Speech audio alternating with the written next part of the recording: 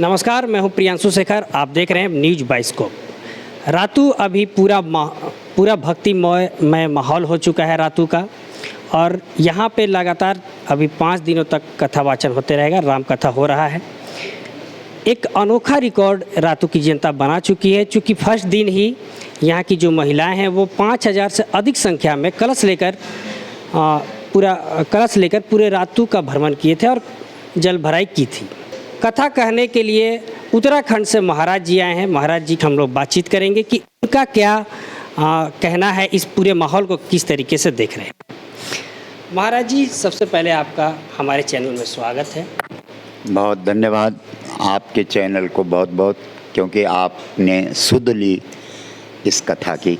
जी महाराज जी, सबसे पहले ये आपसे पूछना चाहेंगे कि ये जो आप माहौल देख रहे हैं, जी, यज्ञ का माहौल, ये किस तरीके से आप देख रहे हैं? भक्तिमय माहौल हो चुका है, आप बताइए कि आपकी नज़र में कैसा माहौल?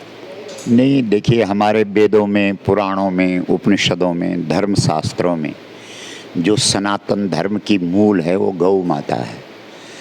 और आज गाय को पशु के रूप में तिरस्कृत कर दिया गया है, उसका तिरस्कार किया जा रहा है। वो गलियों में, सड़कों में, कूड़े कचरे में खड़ी है, जबकि हमारे सनातन धर्म में पूजा हो, पाठ हो, जप हो, तप हो, यज्ञ हो, दान हो, तीर्थ हो, व्रत हो, श्राद्ध हो, पिंड हो, तर्पण हो, कथा, कीर्तन, योग, जो भी हैं, इन सब में गाय की नितांत आवश्यकता है।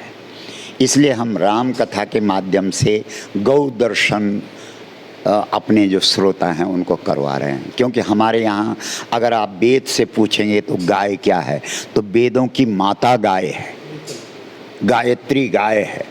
अगर आप महाभारत से पूछेंगे गाय क्या है, तो भगवान श्री कृष्ण कह रहे हैं गवाम मध्य बसाम्य हम, मैं गायों के बीच में रहता हूँ।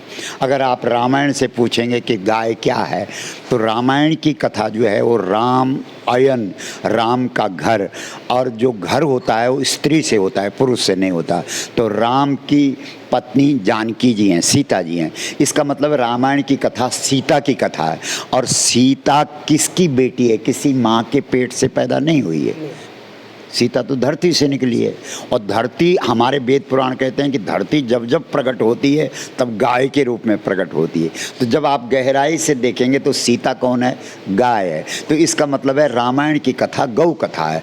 तो उस गौ टीका को लेकर के हम श्री राम कथा का वाचन कर रहे हैं और लोगों को बता रहे हैं कि तुम्हारे धर्म शास्त्र, ऐसा कौन सा तुम्हारा शास्त्र है, कौन सा धर्म का ग्रंथ है जिसमें गाय नहीं है। जैसे रामचरितमानस गोस्वामी तुलसीदास जी ने लिखा। गोस्वामी तुलसीदास जी से लोगों ने पूछा कि भाई तुम्हारी राम कथा क्या है, तो गोस्वामी जी ने कहा राम कथा कलिका